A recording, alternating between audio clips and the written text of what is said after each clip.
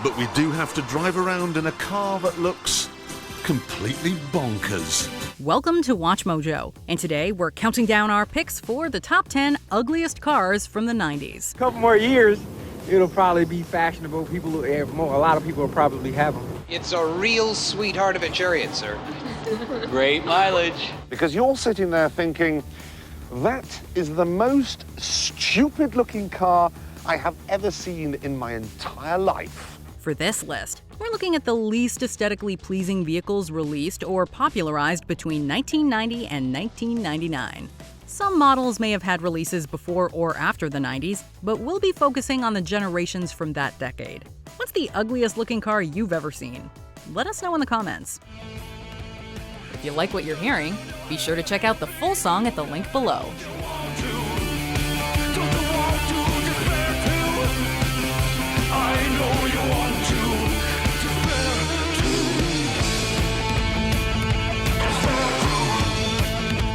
Number 10. The General Motors EV1.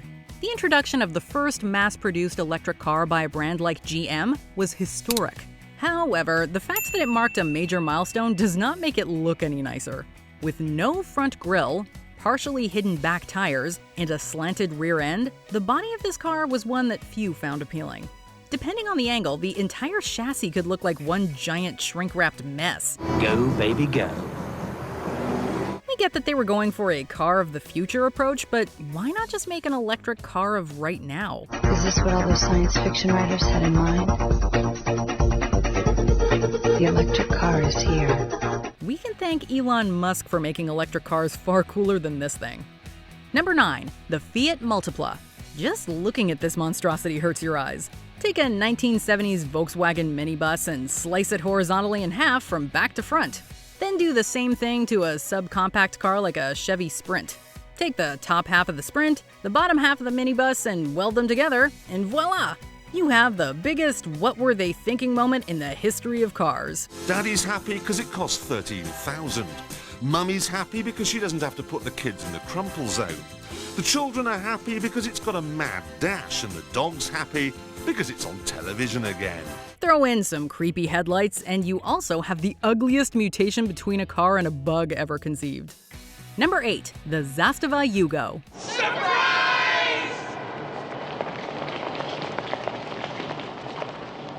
Ta-da! Where you go, we go. Or at least that's what owners of this former Yugoslavian-made car had hoped. Businessman Malcolm Bricklin helped bring the unflattering Yugo to North America. Although it initially did well due to the cheap cost of the car, it wasn't long before sales tapered off. Buy a little freedom, buy a Yugo. Yugo, America's most affordable new cars. It was ridiculously slow, failed horribly in crash tests, and looked awful. For all intents and purposes, this was a box on wheels and nothing more. Reliability is his second name. Dependability and safety now have a totally new meaning. Do not hold your horses. Your dream of a tough, dependable car can finally be fulfilled. It became the butt of countless jokes, and has found itself on various lists of terrible cars. Sorry, Yugo, you are not going to go anywhere anymore. Number 7. The Chevrolet Monte Carlo. There have been plenty of beautiful editions of the Chevrolet Monte Carlo over the years. Think of yourself behind the wheel, enjoying that special Monte Carlo feel. Known for its style, this personal luxury coupe took a serious hit during the 90s. In 1995, Chevrolet split their Lumina brand into two lines.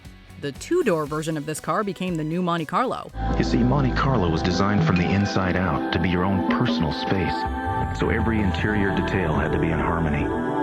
The problem was that there was nothing stylish or outstanding about the Lumina.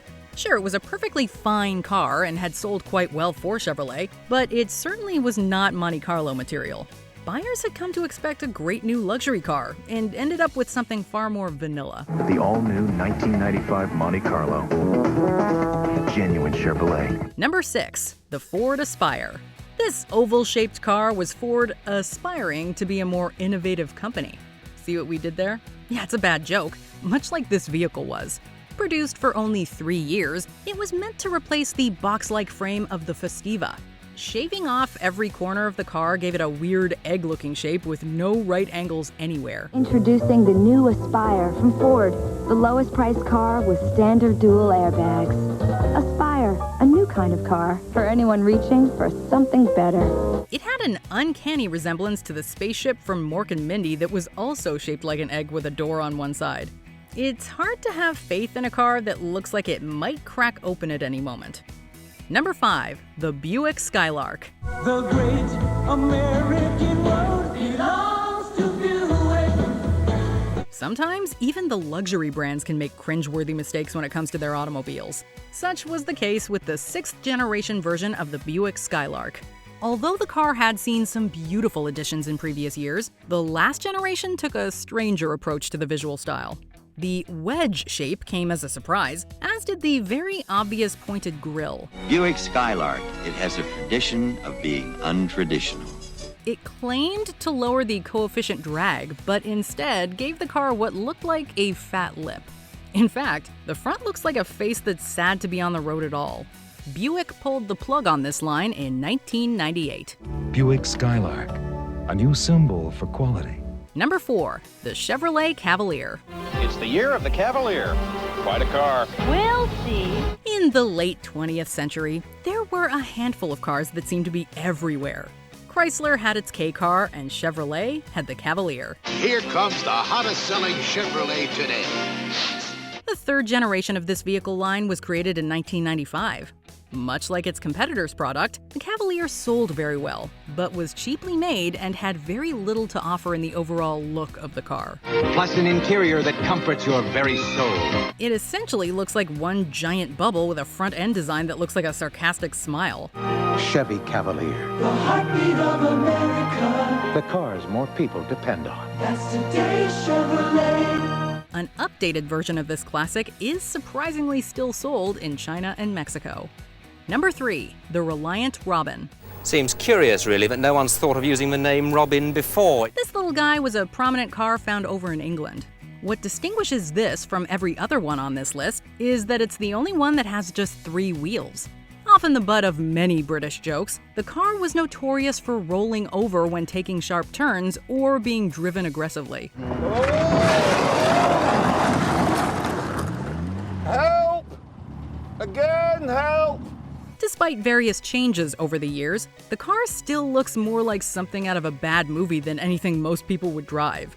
It has a lasting legacy among car fans for all the wrong reasons. Number 2, the Suzuki X-90. Pitched as a way to... It's gonna make the 90s a lot more fun. Suzuki's choice for a 4x4 vehicle yielded far more embarrassment than fun.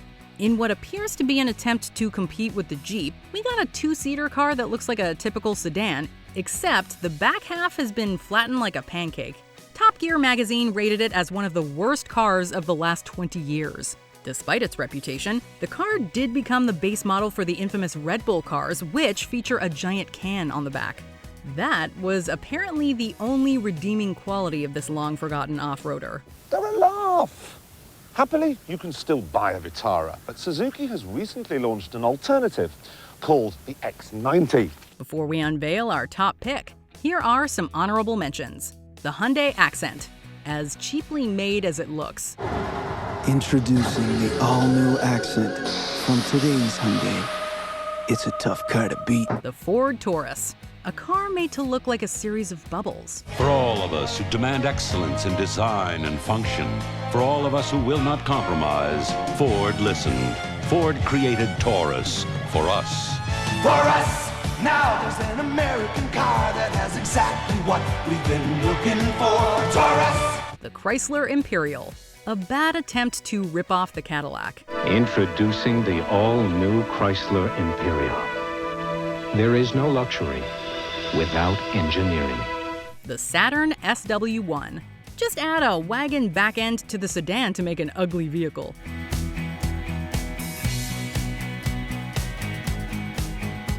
Before we continue, be sure to subscribe to our channel and ring the bell to get notified about our latest videos. You have the option to be notified for occasional videos or all of them. If you're on your phone, make sure you go into your settings and switch on notifications. Number 1. The VW Golf Harlequin.